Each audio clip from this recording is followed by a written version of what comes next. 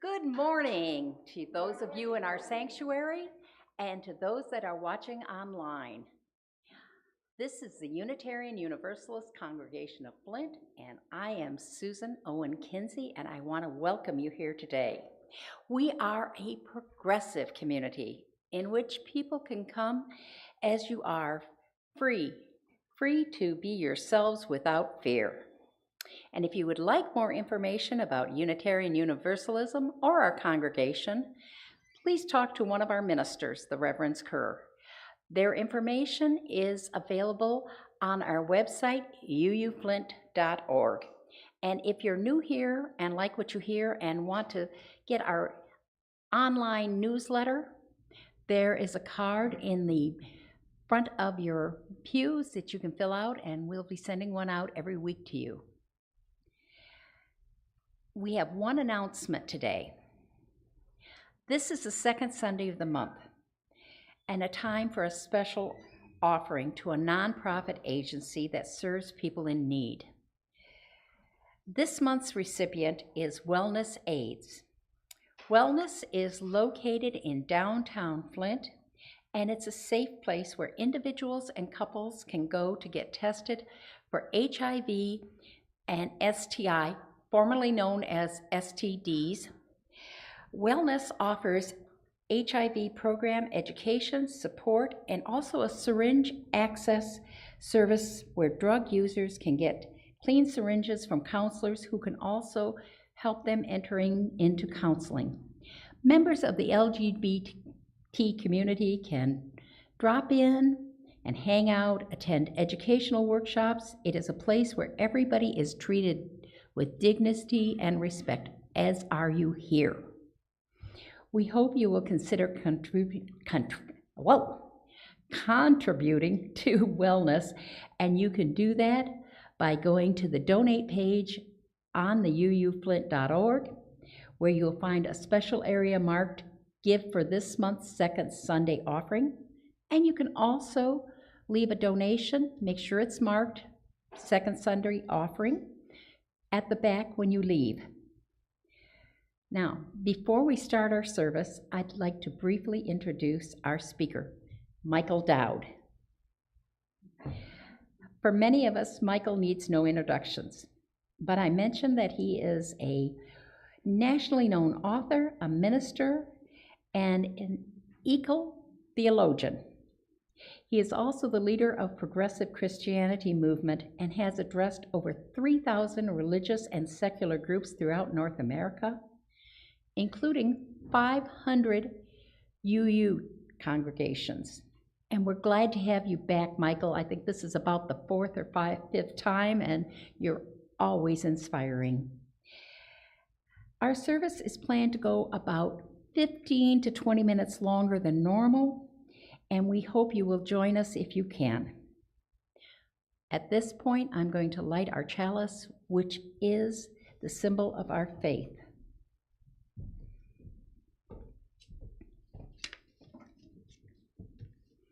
We light this chalice as a symbol of our connection to the stars in the sky, to the warmth and the light of the sun, and our place, our bright place in the universe. Thank you.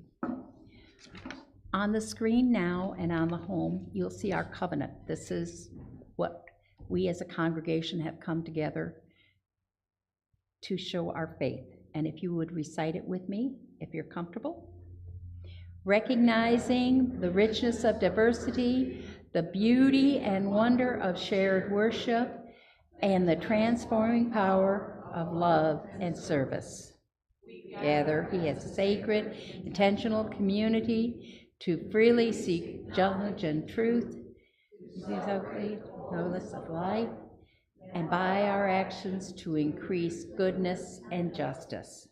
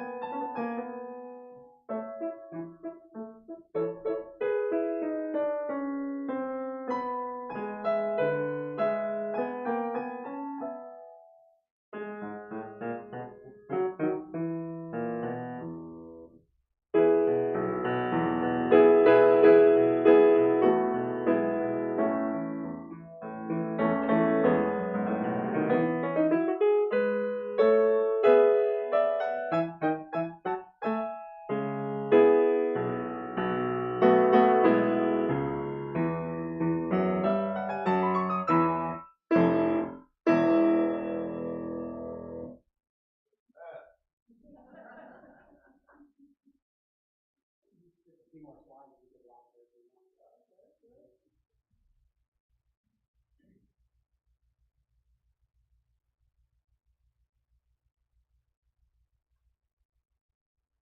I'll just offer something because the song "I'll Fly Away" is such a wonderful spiritual, and a lot of people miss the deeper meaning. It's not just about an otherworldly, supernatural flying away when you die. It's really marked by music, song, dance, celebration that helps us transcend the challenges of our lives. And so, yeah, these are great. And perhaps the most popular gospel hymn of all time. You find it everywhere. Movies, really popular.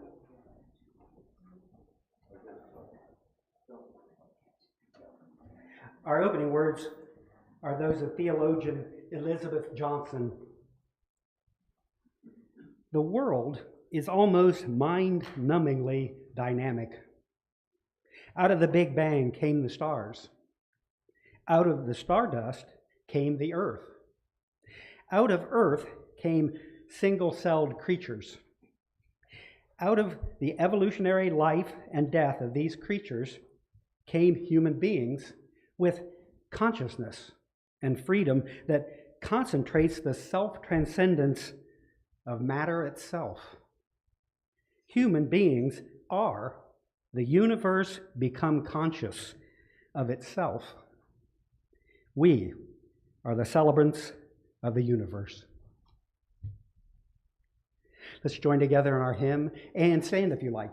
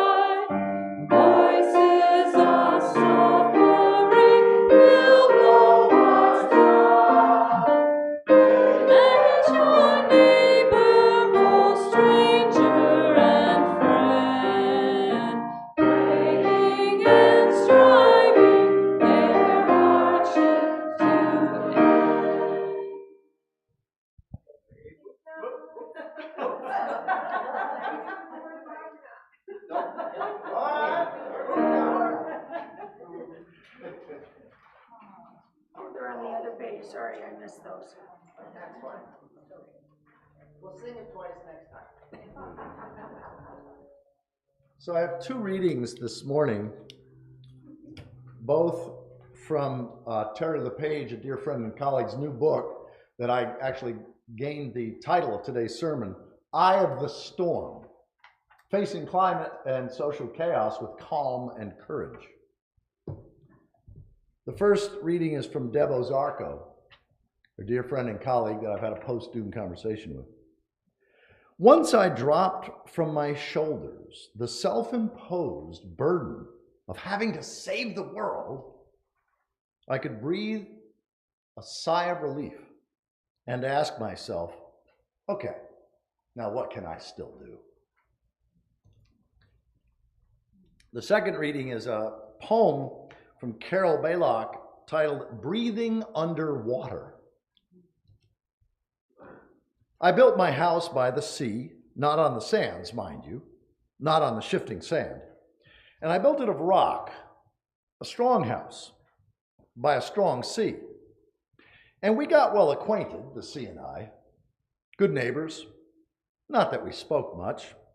We met in silences, respectful, keeping our distances, but looking our thoughts across the fence of sand, always the fence of sand, our barrier, always the sand between.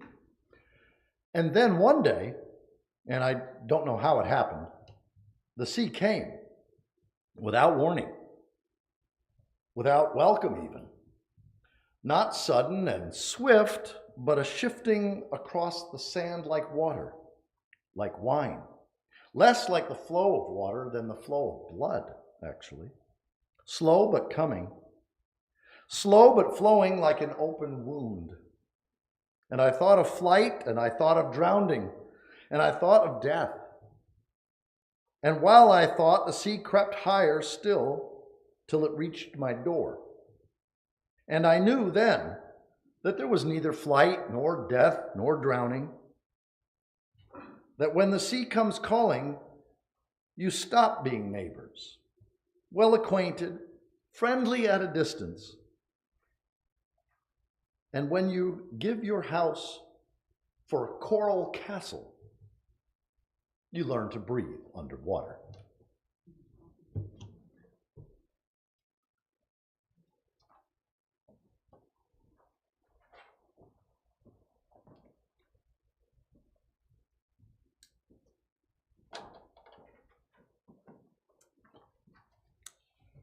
Unitarian Universalists know that the story of evolution, creation, is not over yet.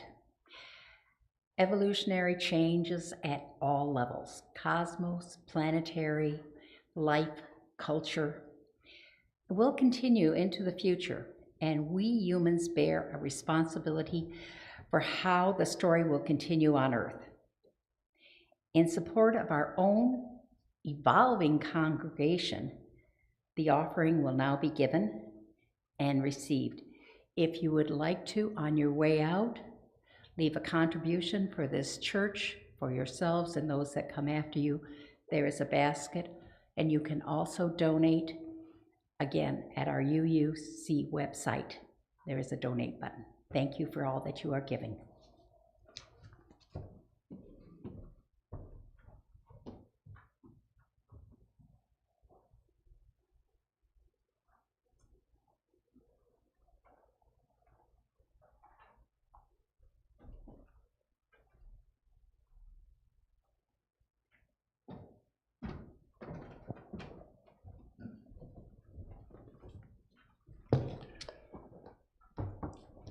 Good morning. So as those of you who have experienced me preaching before know, I have occasionally been known to do what has been called aerobic preaching. But I'm going to keep that down a little bit. I want to stay in the camera view. But this topic of being the calm in the storm is one that I think is timely for many of us as both individuals and as faith communities. Because as I'm sure you all know, we are in a time of contraction, not a time of expansion. In many different ways, certainly in terms of the resources, we've basically used so many resources and exuded so much waste that the systems, the natural systems upon which we depend, are in contraction. Many have called that collapse, the collapse of the biosphere, the collapse of industrial civilization. But collapse can be a scary term because we think of the collapse of a building. And it's actually usually not like that.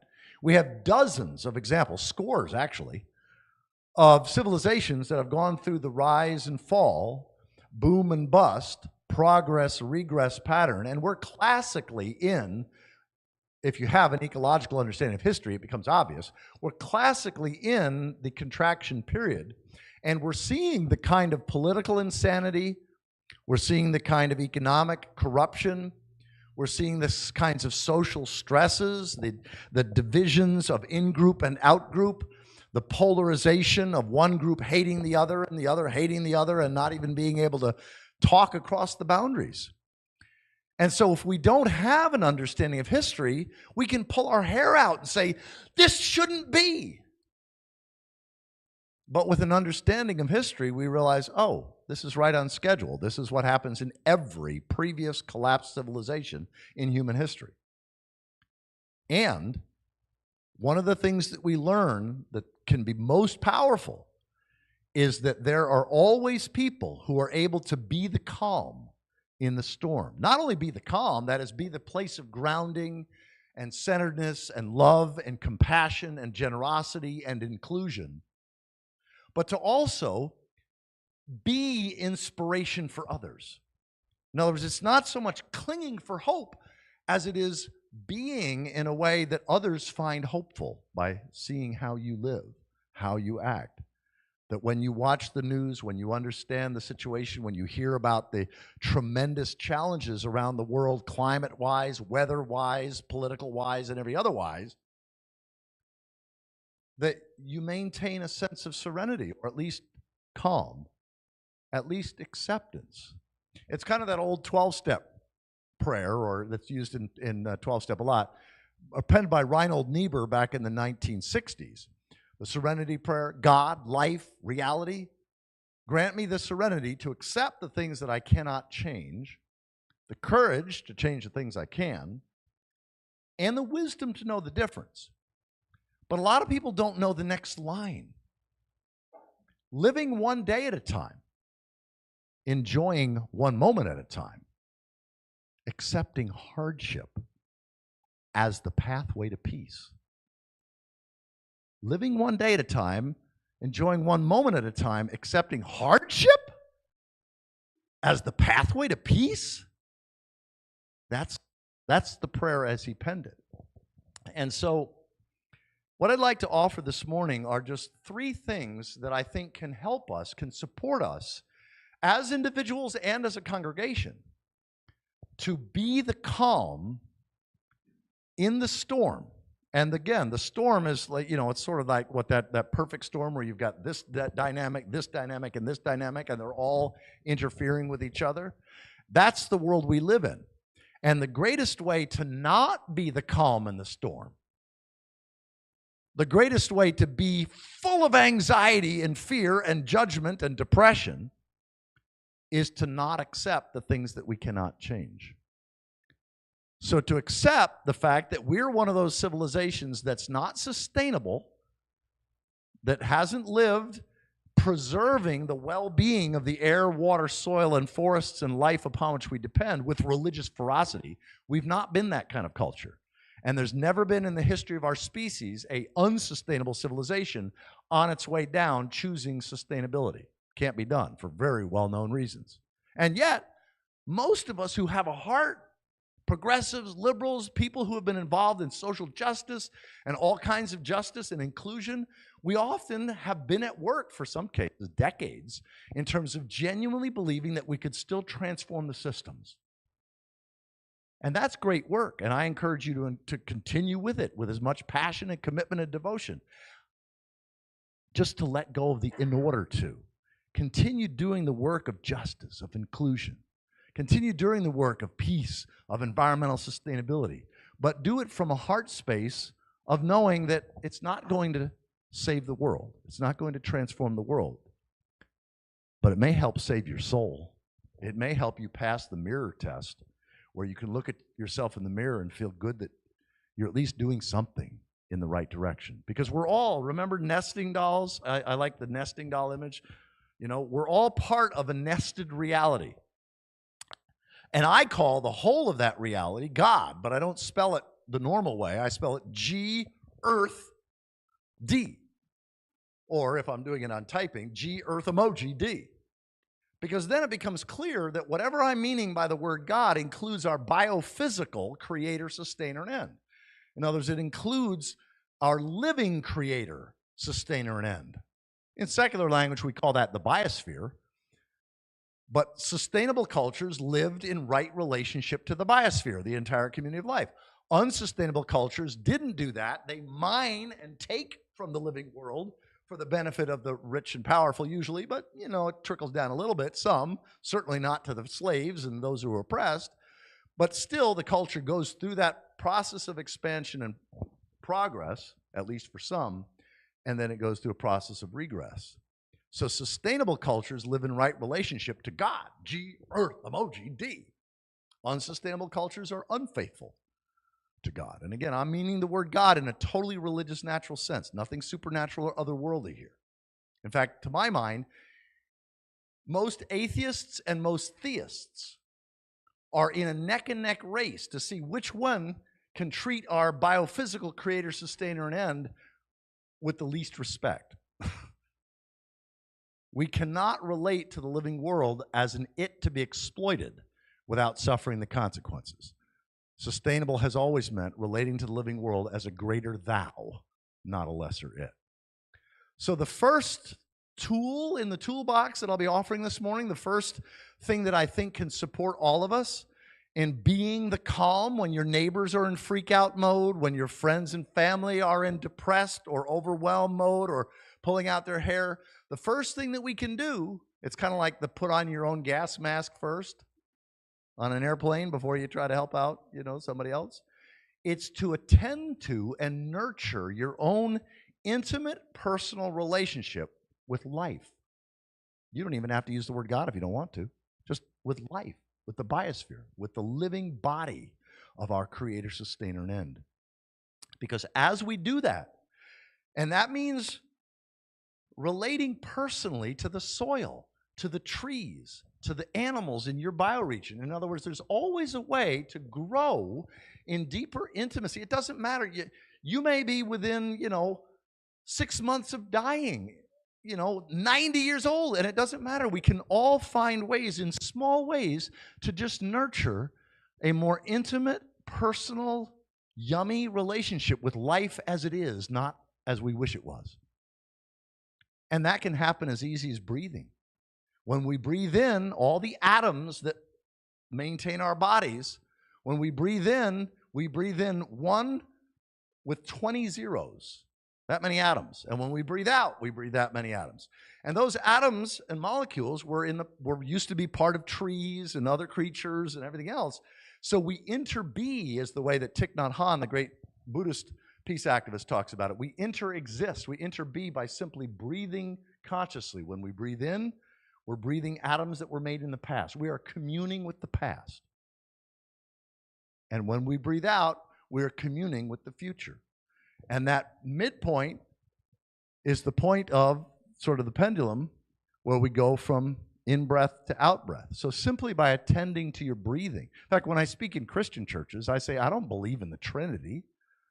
I experienced the Trinity. I experienced the Creator, Redeemer, and Holy Spirit, because the Hebrews, the wind and the breath was the Holy Spirit. You didn't believe in the Holy Spirit. The wind personified and the breath personified. The only place you can experience the wind and the breath is in the present moment. So we can all nurture a healthier relationship with life simply by attending to our breath, or simply building topsoil, or simply helping butterflies. Connie actually has a number of monarch butterflies in chrysalis form right now. And so anything that we can do to do that will help us be the calm when our neighbors and friends and others are in an unsettled state. Let's just say that. The second thing is to honor something that in our civilization, in American culture, we keep at arm's length. We don't want to think about. And yet, as every spiritual tradition throughout human history has reminded us, when we keep our own mortality as an advisor, when we remind ourselves that we're not everlasting, we're going to die, and that at some point, whether it's the next 10 years or the next 2 million years, our species will go extinct. So when we honor that mortality and our own mortality, we can live fearlessly. And we don't take life for granted. As many of you know, because I've shared it the last time I was here, or perhaps the time before that, 14 years ago, I had an aggressive form of cancer that could have killed me in 8 to 10 months. I had a tumor the size of my fist in my spleen. And I went through a few days of freak out. And then I just reminded myself, okay, can I be with the possibility of worst case scenario, which is that I'm going to die in the next 10 months? Because as some of you have heard me say before, my creed, my belief system, my faith statement in a nutshell is really quite simple. Reality is my God. Evidence is my scripture. The epic of evolution is my creation story. Ecology is my theology. Integrity is my spiritual path. And fostering right relationship to reality is my mission. So in that context, if reality is my God, I reminded myself as I realized I could die in the next 10 months that, okay, if that's real, I can accept that. Then that's my allegiance is to what's real, whether I like it or not. That's what I surrendered to. And once I did that, once I accepted that I could die in the next 10 months, if the chemo didn't work, I would have died in the next 10 months, I had no fear. I was able to live every single day with awareness like, oh my God, I'm still alive. What a gift. I'm eating a meal. Wow, what a blessing. You know, I'm going for a walk with my wife and we're looking at this was on Whidbey Island. We're looking at the Salish Sea. Oh my gosh. So I wish I could say I'd done this before, but I didn't. It was only basically accepting and honoring that I was mortal and that I could die soon. And even if I didn't die in the next 10 months, I was probably going to die in the next decade or 2 or 3. Simply having that death, mortality as my advisor allowed me to treat each season in a more sacred way. Connie and I do this religiously at the end of every season. We personify the season and we'll say something like, thank you, summer, for being such an incredible blessing. If one or both of us don't get a chance to experience you again, and we actually hold in our minds and our imagination that one or both of us dies before the summer comes around next year, we just cherish what a gift you've been. And sometimes I'm moved to tears. It just helps me not take my life for granted, helps me not take my relationships for granted, helps me not take anything for granted. And the fact that I have been studying for 10 years now the rise and fall of civilizations, and I understand how that pattern occurs, I don't even take the things that most of us rely on for survival for granted. Literally, like about a week ago, I remember saying to Connie, we were eating breakfast, and it was like, wow, what a gift. We still get to go to the grocery store. We've still got a working refrigerator and a freezer. Am I confident that that's going to last indefinitely? No. In fact, I'm confident that it's not going to last indefinitely. But by God, I'm going to treat it as sacred and holy and meaningful and like, wow, what a blessing, as long as I have it. Again, that's part of that accepting the worst case scenario possibility, even if the worst case never happens. That was the thing. Once I accepted that I could die in the next 10 months, no other scenario had any power over me. I literally was able to live fearlessly and joyfully on a day-by-day basis. And there wasn't one part of me from that moment, there wasn't one part of me that was resentful. Like, why do I have to have cancer? At the time, I was only 50 years old. There was none of that because I accepted the possibility of worst case. So I would encourage one of the ways that you as individuals and as a congregation can be the calm in the storm is to just remind yourself that you're mortal, that you'll die sometime. Connie and I regularly will say something like, yep, soon we'll be dead.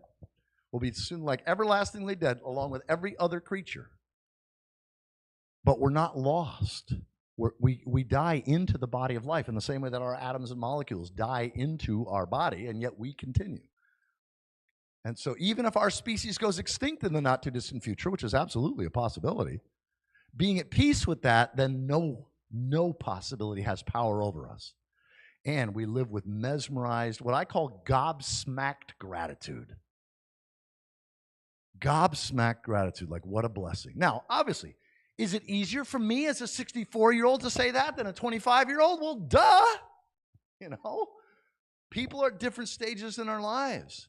And somebody who's in retirement and is, you know, sort of assessing like what they spent their life doing, and then they're wondering if was it really good for the planet. So the death of legacy is not the same thing as a young person dealing with the death of dreams, the death of possibilities. So the first is to nurture an intimate, more intimate, personal, yummy relationship with life as it really is. Whether you use God talk or not God talk, for that, it doesn't matter. With the universe, with the earth, with Gaia. Okay? The second is to don't ever go more than a few days without reminding yourself that you are mortal and we are mortal. It sounds morbid, but I assure you it will increase the quality of your life substantially, just to remind ourselves that soon we'll be dead. And all creatures go. Helps us live fully, and it helps us live as a calm space in the midst of a world that seems increasingly crazy. And then finally, to attend to the kinds of things that people almost always, not everybody, some people are given a terminal diagnosis and they fight until like 3 days before they die, and then they finally accept. We all know people like that, right? Maybe we've had people like that in our families. We also, most of us, know somebody who may at the start be in that place, but fairly quickly comes to the place of just acceptance. And then they live their remaining days, weeks, months, and sometimes years with a place not party down, see, that's the thing. I mean, so sometimes people say, well, you sound sometimes like a doomer, but you've got this like big smile and you seem to live with a lot of joy. You're like weird. And I get it. I mean, my website is postdoom.com. Post-doom, no gloom is my message, right? Unfortunately, to get to post-doom, you got to go through a little bit of doom. So if you haven't accepted like we are screwed, you're not in post-doom yet. You're still in denial of one sort or another. And that's okay. That's a normal, natural, healthy place.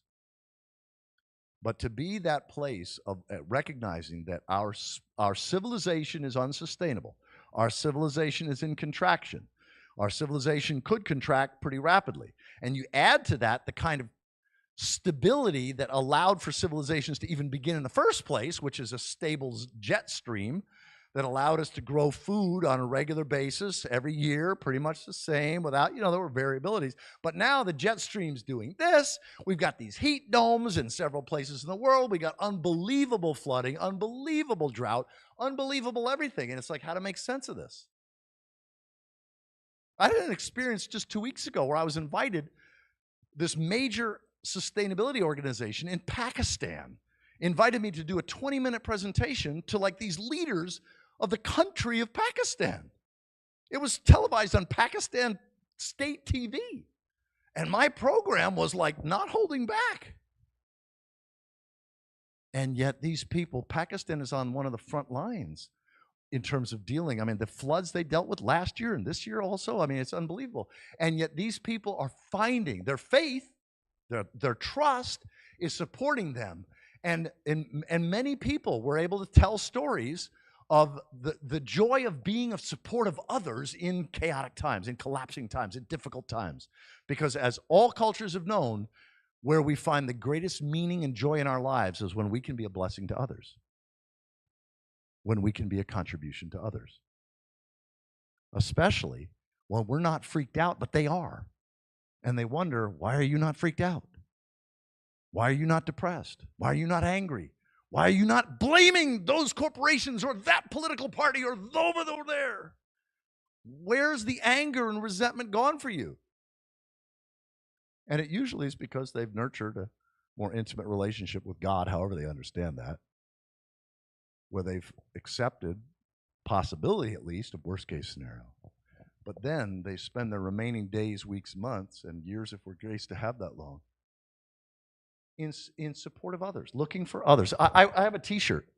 Somebody gave it to me as a gift. It has a picture of the earth, and it has Teotihuacan, the end of the world as we know it, Teotihuacan, right? And I was walking about almost a year ago now in Depot Town in Ypsilanti, Michigan, and there was this young guy, and he looked at my T-shirt. I could tell he was trying to figure out what Teotihuacan was. I said, oh, it's an earth-honoring term. It means things are spiraling down, probably going to get worse, but just find a way to be a blessing to others. You'll be fine. Because that's the stance. The stance of being the calm in the eye of the storm, of being that place of calm in difficult times, comes from accepting reality as it is and being basically in this stance. Okay, here's what's real. Now, what's possible? and then living out of that place of possibility and service, compassionate, generous service to others in that place of chaos, and refusing to get into the trap of finding the people to blame. And that's tough for all those of us who have been activists for many years, because we're all too aware of the evil that has been done by different corporate powers and different political factions and all kinds of stuff. It's very obvious. So to let go of that judgment and blame and find that clarity that comes from understanding, but also the compassion that comes when we let go of the judgment and realize we're all in it together. And this isn't the time to be right. This is a time to be compassionate. And we don't have to be compassionate, but we get to be. And when we get to be compassionate, we are the eye of the storm. We are the calm in the midst of the storm. And so another way that people do this, usually those who are most people who accept that they have a terminal diagnosis, or in our case, that we're part of a larger being, Homo colossus, where each of us uses 30 to 50 times the resources in the industrial world and exudes 30 to 50 times the waste of Homo sapiens. Homo colossus is destined for near-term extinction. That's a guaranteed thing. It may or may not mean the extinction of every human being, but it certainly means a significant downturn, a significant die-off, a significant breaking down of the systems that worked a decade ago or 2 decades ago, but don't seem to work the right way. And I don't have to talk more about that in Flint. You all have experienced it in ways that many other people have only read about. So attending to the 3 things that give such joy. One is expressing gratitude. One of the things I did when I was diagnosed with cancer, I actually wrote a list. I had like 137 people that had been a blessing to me, been a contribution to my life that I couldn't actually remember thanking. And so I wrote this list, and I started reaching out to them. Letter, phone call, a couple people I was able to visit in person. And all I did was, you know something? I don't ever think I thanked you for, and then told them whatever it was. One of them was a 2nd grade teacher at a Catholic school. She's my favorite teacher, and I never thanked her. Turns out I showed up 3 weeks before she was to retire. We just held each other and wept and wept and wept. So expressing gratitude to the people who have been a contribution to your life is a way to nurture your soul, is a way to nurture the depths of your being in challenging times. And it also nurtures the habit of gratitude. Because no matter how hard times are, you can find something to be grateful for. And when we nurture that habit, when we strengthen that muscle of gratitude, it's amazing how we can be the calm for other people who maybe haven't strengthened that muscle yet. So that's one, sharing, thanking people. Another is to do what you can, and you don't have to make a big deal of it, but to do what you can to clean up some of the messes in your life. Where have you broken your word? Where have you been out of integrity? Where have you harmed people, betrayed people, disappointed people, or whatever? It's called making amends in 12-step, but it doesn't have to be some big hairy deal, but even to communicate to somebody. Can you imagine, you know that 17 years ago you said or did something and it had this negative impact on this person, and you haven't had any communication with that person for 15 years. Can you imagine being them and getting a letter from you saying, you know something, I don't think I ever told you that I am really sorry for being such a jerk back then, and if I could go back again and do it differently, I would. I'm just trying to clean up my life, and I realize I've never cleaned that up with you. Period. 3 sentences. I promise you, the chances of that person weeping with gratitude, holy, I can't believe that person did this. That's what sharing regrets can do. You can make somebody's month by simply out of the blue communicating in some form, and it doesn't have to be big. It can often be, as a couple of mine were, I don't expect you to forgive me. I just want you to know that I know what a jerk I was. And if I could go back, I'd do it differently. Boom, that's it. It doesn't have to be more complicated than that. But you can bless yourself. You'll feel better about yourself for a month, and they'll feel better about themselves and life and you. So, expressing gratitude, expressing regret, and then just simply expressing care. Especially in this time of COVID, when we've been more isolated from each other, and until recently, a lot of us haven't been traveling a whole lot and whatever, sometimes we can be out of touch with the people in our lives that we've been close to. And to simply, again, I encourage you to actually make a list of the people you care about and just find some way of communicating to them. Hey, we're living in such crazy, chaotic times. I just want to make sure that one of us doesn't die without me sharing with you how much I care for you, or how much I appreciate you, or whatever. Those kinds of things are so relationship nurturing.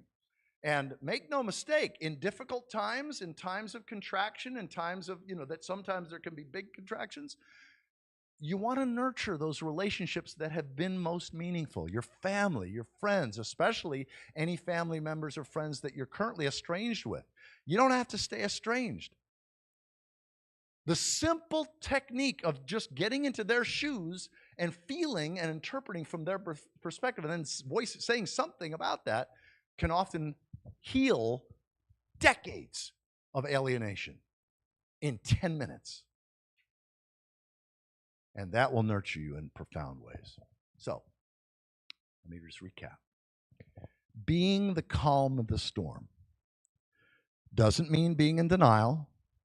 It doesn't mean clinging to hope. It doesn't mean insisting that progress is eternal.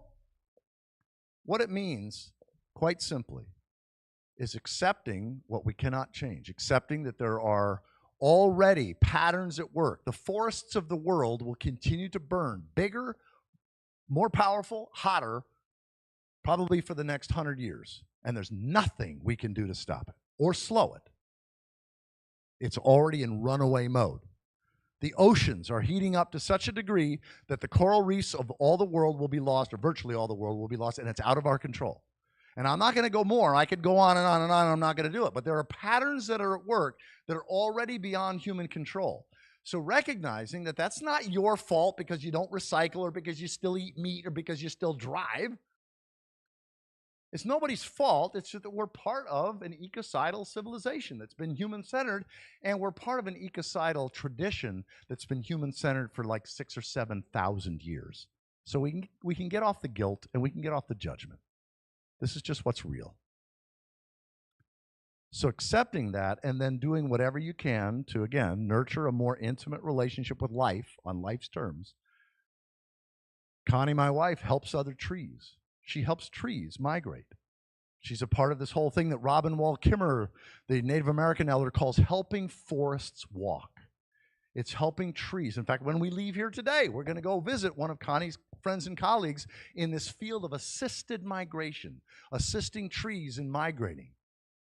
It's holy work, whether we go extinct in the near term or not. So, nurturing a more intimate personal relationship with life,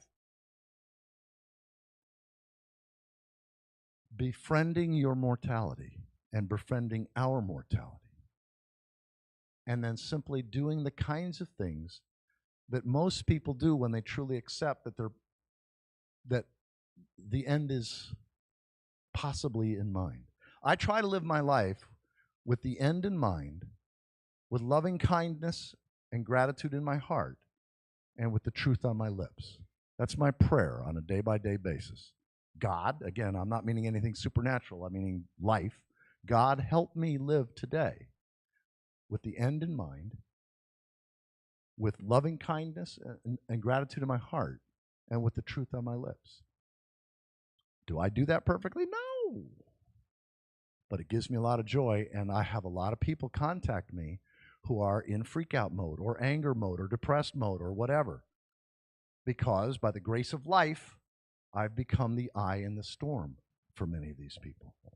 So I want to read in closing the actual, and I encourage, the reason I brought this, the reason I chose the readings, is that this book, Eye of the Storm, Facing Climate and Social Chaos with Calm and Courage, was just published last month. And I will begin tomorrow recording the official audiobook of this. The author has asked me to do that. So I'll be recording the audio of this. And if there's one book that I wish every congregation would use as a study guide, it's so helpful, it's so practical, it's not academic, it's just really practical with short sections. But I just want to read 3 paragraphs from the preface because it so captures both what she's trying to do with this book, but also the promise that I offer it for you all as individuals and you all as a congregation. Swap out my glasses here. She says, in the past 3 years, I have supported hundreds of people who are facing or anticipating great loss from climate chaos, ecological devastation, and social upheaval. I have met them in my local community and an international online group called Deep Adaptation, whose purpose is embodying and enabling loving responses to our predicament. I've witnessed their fear, their grief and despair, and their struggle to make sense of this strange new world unfolding all around us. Species and habitats are disappearing before our eyes. Climate change, it turns out, means catastrophic floods, epic fires, unprecedented heat waves and droughts, and other life-changing disruptions. Meanwhile, many governments and social systems seem to be crumbling before our eyes. She says, I have observed what helps people cope and what empowers them to take constructive action with a joyful heart. I'm inspired by so many people whose response to the breakdowns we face is to serve others, human and non-human. I've participated in activist networks in my area, but I don't expect to save a whole lot. Instead, I aim to help human and non-human communities live well, to proclaim the value and dignity of what may be lost, or to simply act because it seems the right thing to do. And I offer this book as a companion and guide to help you cope and to respond to our predicament with compassion, creativity, and courage. Then you will find your own particular ways of service and action. Last 3 sentences. In times of transition, I've been graced to be the eye of the storm, the non-anxious presence who invites others into a space of calm reflection on how to put their values into practice despite an uncertain future. I know the power of framing our experiences through stories that express our values. And this is what the Unitarian Universalist denomination and congregations have done exquisitely well. And we now get to apply that in a new way, in a new context. May it be so. So let's take a little bit of time for reflection, it doesn't have to be a Q&A. You don't have to ask questions. You can just state whatever it is that you would like to share.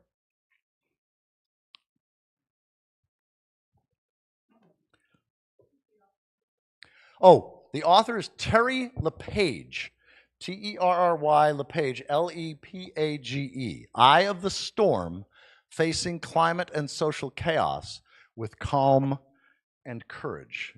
And I will probably, the free audiobook version of it, because she's going to actually be making my audio version available for free, will probably be available in 3 weeks or so. It'll probably take me close to a week to record it. Cool. I can't wait. So we're going to pass the microphones. We do have a YouTube audience and, oh no, we're off YouTube, but we do have people who are hearing impaired and using the hearing things, or just always assume we are. So when you have comment, let Sue or I get to you with the microphone.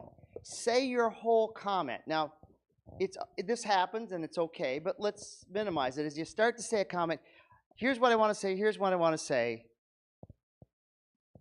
And then say something else, right? Because our brains work that way. So go ahead and give yourself the patience. Say what you want to say. Think for a moment. If you're done, pass the mic on. And Sue and I are going to try to run around and play the microphone game. It's one of those cooperative games that's lots of fun. Okay, YouTube is still going. So the whole world gets to hear what you have to say. Share your wisdom with us so that later we can go back and listen to it. All right. So John, I get John first.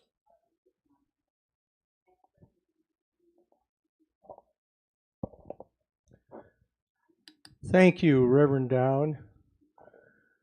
I think mainly because of you and your writings and other speeches that I've heard you give, I think I'm in post-doom.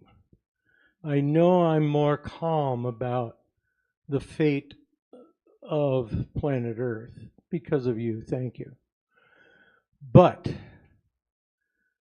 where I struggle is my grandchildren, and Ruth and I are lucky enough to have a great grandchild already. That's where I can't be calm.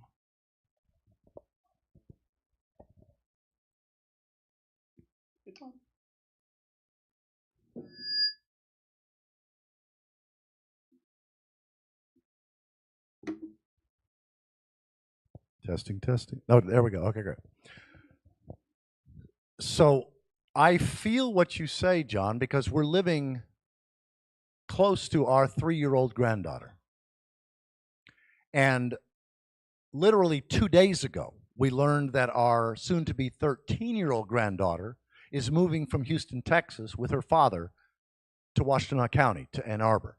So we'll be having both granddaughters living close by. All I'll do is share what I find helpful. If I expect that every person who's born has a right to live to the age of 70 or 80, I'm going to torture myself, because I don't think there's likely to be anything larger than this, a mammal, any mammals larger than this that can burrow in the ground within the next 50 years, much less that any offspring of mine will last. I think things are wigging out that rapidly. But if I remind myself that children are not, they don't carry all the baggage that we do. A child just is present to their world, and as long as we adults aren't toxifying them with our guilt and our anger and our all the rest of that, depression, kids are just present, like they live in that place of, okay, here's what's real, now what's possible. And when you remind them, as I do, I just spoke 2 weeks ago, I came back from spending a week. I did a week-long summer camp in the Pacific Northwest. This place that has these majestic, great, redwoods and all. And I spoke to adults Monday, Tuesday, Thursday, and Friday, and I spoke to the younger kids on Wednesday morning, or the first part of the morning, and then the teenagers and young adults afterwards. And my message is very simple, which is we're not in a time of sustainability. We're not in a time, and we can't get there. And if you believe you can, you're just going to cause yourself suffering. But we're in one of these kinds of cultures, and we're on this side. And saints, sages, heroes, and sheroes have always been born in times of the collapse of civilizations. There's hardly any exceptions. And so if kids can look to knowing that, okay, we're in a declining time, we're in a time of this, and things are going to get worse and worse. That's just the nature of our time. But if they look for opportunities to be a contribution, to be a blessing to others, they will find joy, because A, they're not surprised, B, they're not carrying all the baggage that us, the parents and grandparents, are carrying, and they're just looking for a way. And I honestly don't expect my 3-year-old granddaughter to live to be 1/3 my age, but I think she can have the most awesome life possible as long as she's alive. And I think that's true for all of our children and grandchildren. Yeah, thank you so much for the piece that the last time you were here was the first time I heard you, and it really opened my eyes to a lot of things. I appreciate the clarity with which you speak and the message that you brought to me. Thank you. I appreciate it. Thank you. Just a little living example of being the calm in the storm. My friend and I got caught at the Greater Flint Art Council Friday night in the storm. We had the flood warnings and all. And oh my, how special it is to be caught with strangers. And it's such a cross section of Flint at these events. Do talk to strangers. There was music, there was food, there was wine, we danced with children, we talked with strangers.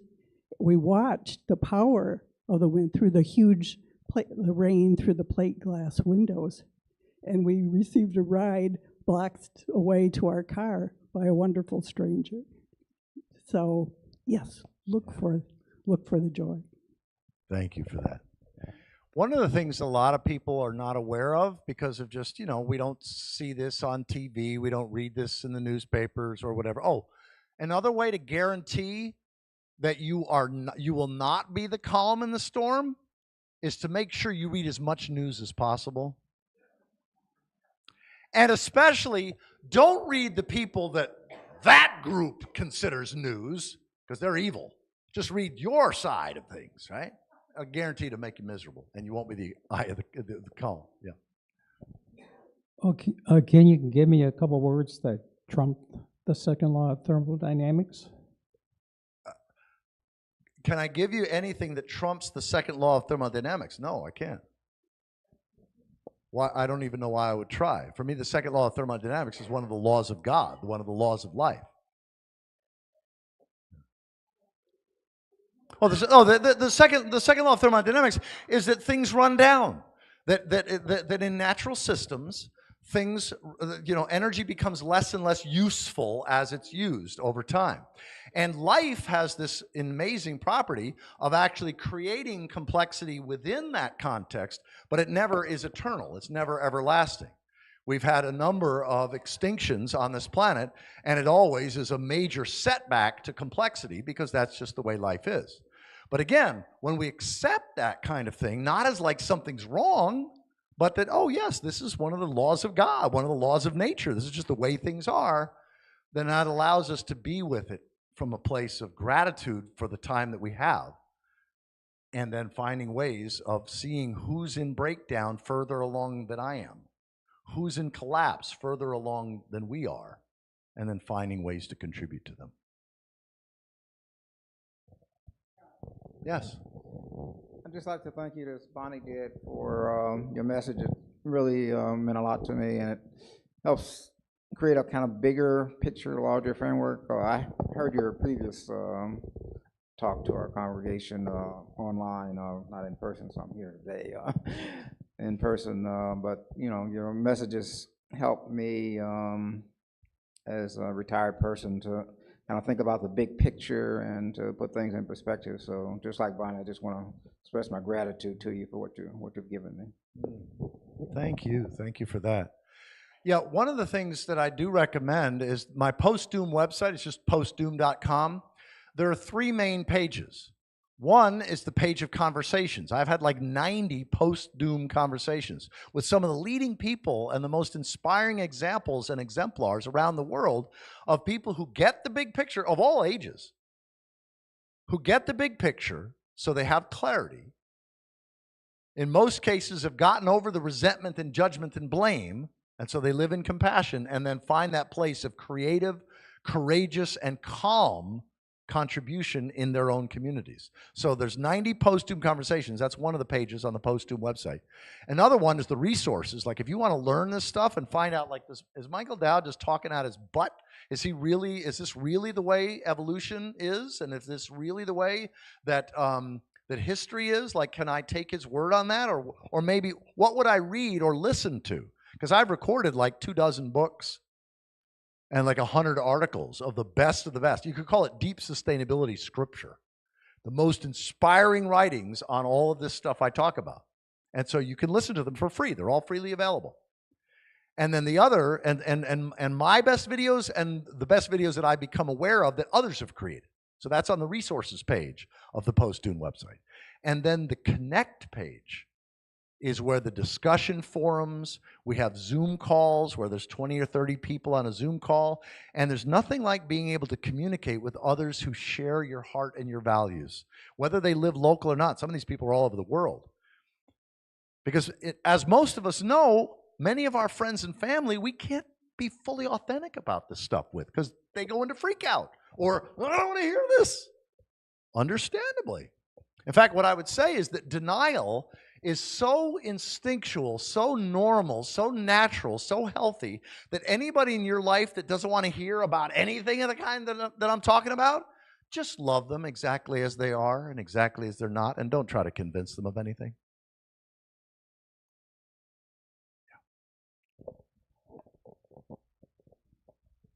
Oh, thanks for your message. Very thought-provoking, Michael. And it occurred to me that it seems like we live in a time when no matter what a person's politics might be or their religion, that it's uncool not to be angry and fearful and maybe overreact at times, that it's like everywhere, that we're united by this idea that if you're a thinking person, that you should be really angry and really fearful. Do you encounter that a lot? And is there a way of convincing people? I think your message is very convincing, that the way, if there's a way of being helpful at all and a way out of this at all, or not, is to be the calm at the center of the storm. But that everyone thinks that that's uncool, that you're bad. That is so profound, Jerry. No, seriously, that, I mean, I hadn't had that thought, but the way you just articulated that, you're right.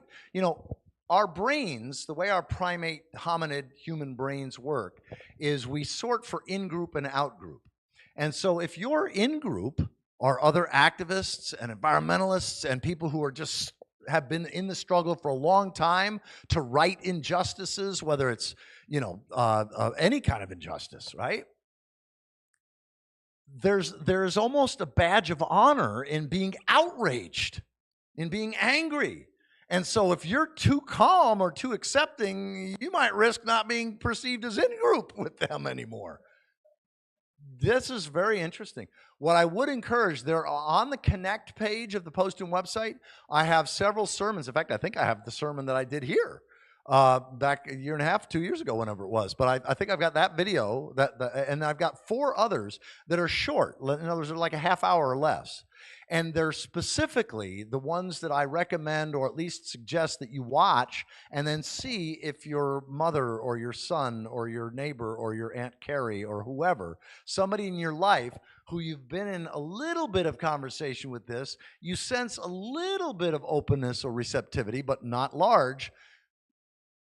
Allow me to try to break the ice for you. In other words, these short videos are often, and in fact, what I encourage you to do, I mean, if you're led to do this, obviously, but is to say something like, you know, I just heard this guy, this preacher came the other day and he talked about this, and I don't know whether this is your cup of tea or not, but if you know, if you want to, I think this would be an interesting thing that we could discuss if you're interested in watching this. Just something where you're not trying to get them to watch something, where you just put it out there and say, you know, this may not be your cup of tea, but, you know, it's something that I'm in a conversation about these days, and I'm finding it helpful with others. Something like that. Any other questions, comments, feedback? Yes. Oh, okay. We got a comment online, too. Let's take that first. So there's a comment from online from David, Jodry. So in the early part of the talk, the clarification of a contraction phase rather than collapse.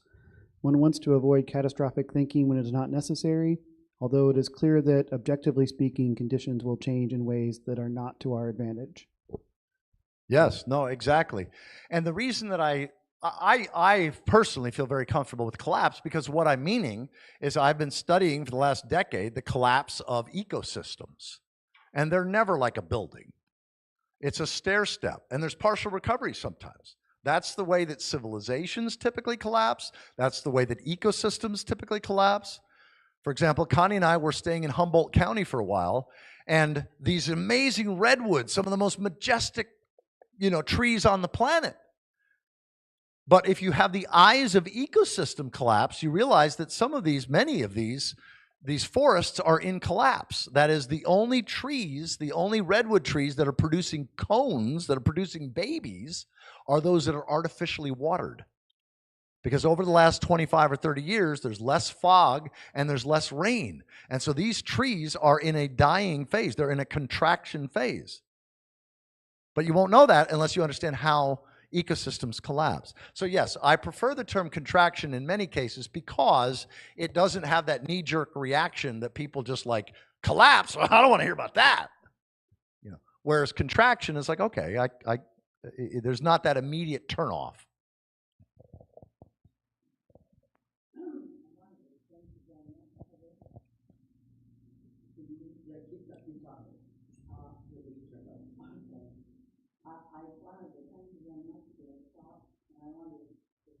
Hang on a second. We're not getting the mic for some reason.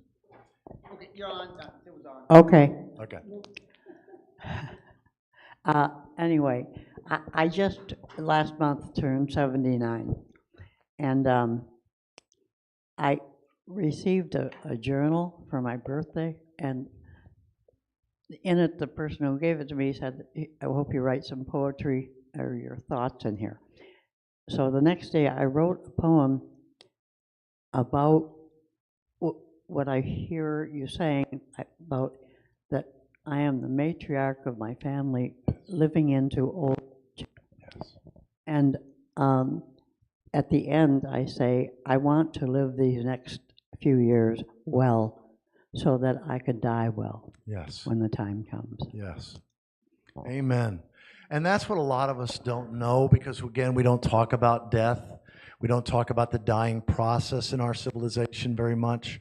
And yet, you can be a profound example. It doesn't matter what your legacy has been for the last, 6 or 7 or 8 decades.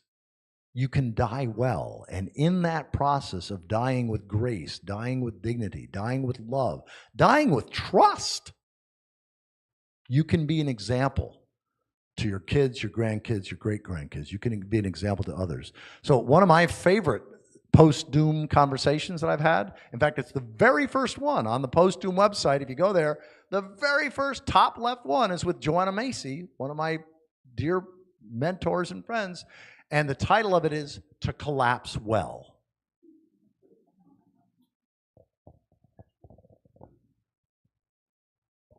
So are you okay with me asking Connie a question? Of course. So Connie, can you tell me about this project that you're doing as you're saving the trees, please? Oh. Yeah, thank you for asking that. The main thing that I've gotten involved in, starting with an endangered species about 20 years ago, but now with everything, is that if you love any aspect of nature, any tree that is not dispersed by the wind, okay, these cottonwoods right out here, they don't need any help. They're gonna go.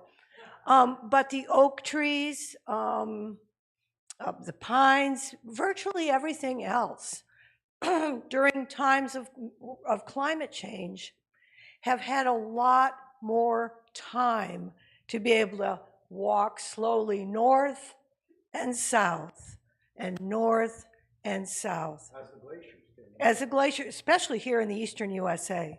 And we don't have that now. The oaks were also helped by the passenger pigeon enormously, but they've gone extinct. And so really, the wonderful thing Michael mentioned, to do something because it's the right thing to do and you don't have to know that it's going to be good. I plant seeds all the time, and I will never know if what I'm doing is going to make a difference for this species to be able to make it decades, centuries, millennia into the future as climate changes. I will never know that. So I'll never know that I've failed. It's fabulous.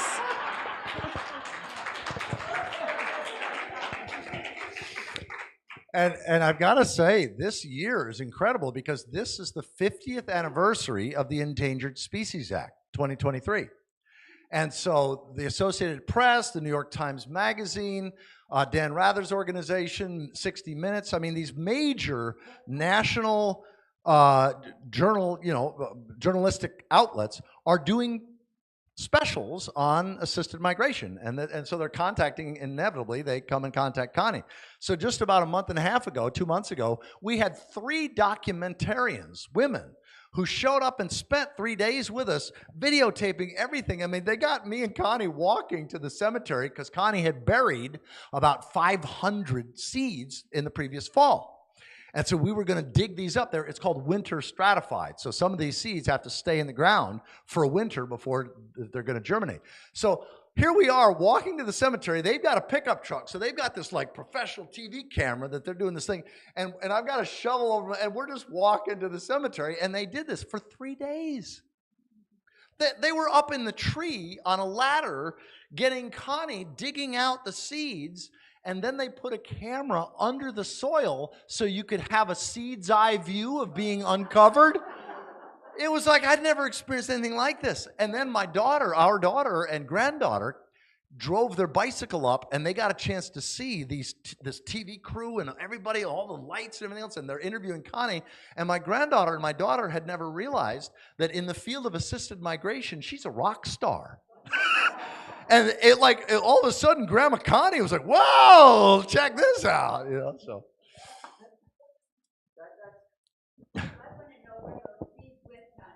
Oh, where the seeds go? Yeah. Thank you. Thank you for asking that question, because this year the seeds went to 3 tribes, northern Wisconsin, up northeast of Traverse City, and then right next to, through Robin Wall Kimmerer, the Onondaga Nation next to her near Syracuse, New York. These were our pawpaw seeds from southern Michigan, grown in orchards.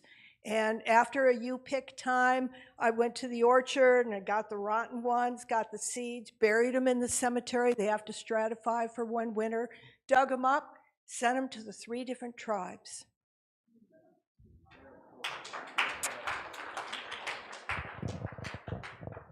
I have a comment. Yeah. Unrelated to trees, because, you know, I can never stay on topic. Talking about the fall and rise of society. Of course, it's an old science fiction novel. Isaac Asimov's Foundation, and he is an inspiration to me because in his fictional character foresees the fall of this galactic-wide civilization, and he plans what's going to happen next. And he says his idea is to shorten up how long the interregnum is, but here's an example of looking forward and say, what can I do for the rise again? And I'm a reckless optimist. You're not seeing a rise. I'm going to believe in a rise right up until somebody proves I'm wrong. Well, there will be. It just may not include humans. It's kind of like that. Kind of like that old saying. Is there hope? Yeah, there's hope. Not for us. Well. I'm a reckless optimist. I'm going to continue to hope, believe in us, and hope enough right up until I'm proven wrong. You go for it, and baby. Maybe not even then. You go for it. There you go. Yeah, exactly. So, any other comments, questions, feedback? Yeah. Oh, yeah. Just quickly before we close, a number of the members of this congregation are very interested in this thing called progressive Christianity. And we read the manifesto or the principles, whatever you call them, and we think we could have written those at coffee hour. So we're very interested in that. And we're wondering, what would your advice be to UU congregations that are not horrified by the word Christianity because we've studied what progressive Christianity is? Any words of advice going forward for us? Great question. I actually just literally a month ago, 3.5 weeks ago, I had my latest article published. Since my book was written in 2007. So the only things of really substance, the things I'm really proud of that I've written in the last, say, 12, 13 years, have been written for largely progressive Christian audiences. 4 of the last 6 things that I published were published by the group called Progressive Christianity. They also have a website called Progressing Spirit. So I will send you the email that has the links, because I've got those articles on my website. But yes, I mean, as many of you, I'm sure most of you have probably heard, the United Church of Christ, which tends to be largely progressive, not entirely. There are some very conservative UCC churches, but largely they're not. And sometimes UCC is often referred to humorously as Unitarians considering Christ. So, But yes, now, of course, the challenge is the word progressive itself, because the word progressive implies a belief in progress. And that's one of the things that's actually collapsing, is the recognition that progress has never in human history been eternal. There's progress and then there's regress. There's progress and there's regress. And so I did 2 sermons that you can find on my YouTube channel, which is the great story, called Confessions of a Recovering Progressive. And I still have progressive values, obviously. But having the expectation of perpetual progress is likely to cause greater frustration. Because in times of expansion, when there's more than enough resources, more than enough energy, when there's economic growth, the pie gets bigger. Liberal values and progressive values predominate. But when the pie is getting smaller, when we're post-peak in terms of energy and resources and things are in contraction, conservative values tend to predominate. That doesn't mean that those of us that aren't committed to progressive values shouldn't do all we can to see them into the future. We should. It's just not going to be easy. And if we expect that, then we're not going to be frustrated by it.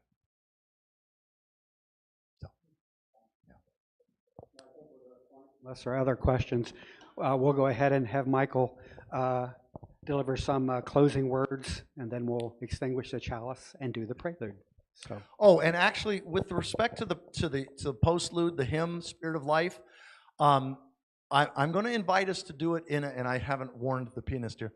I'm going to invite us to do that in a different way, a way that we learned from a church in Vermont many years ago now, probably 16, 17 years ago. And we'll sing the first time through. We'll sing it twice, Spirit of Life. It's kind of like an anthem within our denomination. So the first time we'll sing it through with the piano, with gusto, the way we always do. But the second time through, the piano will drop out. We'll sing it a cappella like a whisper. So we'll bring our voices down, and the second time through, we'll sing it like a whisper. And it's the closest thing that I've ever had experienced Unitarians get to prayer, is singing Spirit of Life with no musical accompaniment as a whisper the second time through. So let me just say that may we leave this place embodying the very best of the liberal tradition, the very best of the progressive tradition, the very best of the Unitarian Universalist tradition, celebrating our differences and being a blessing or attempting to be a blessing to all those with whom we come into contact in a way that is also a blessing to the future. Amen, aho, and blessed be.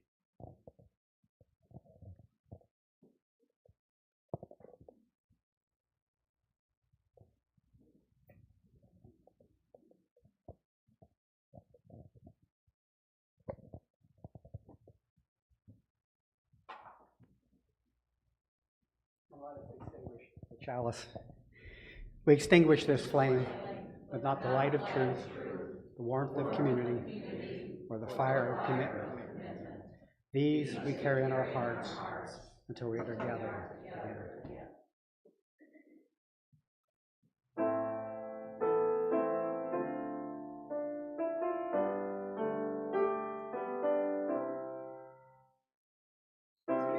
Spirit of life, come unto me. See in my heart all the stirrings of compassion. Home in the wind, rise in the sea, dew in the heaven, giving life the shape of dawn.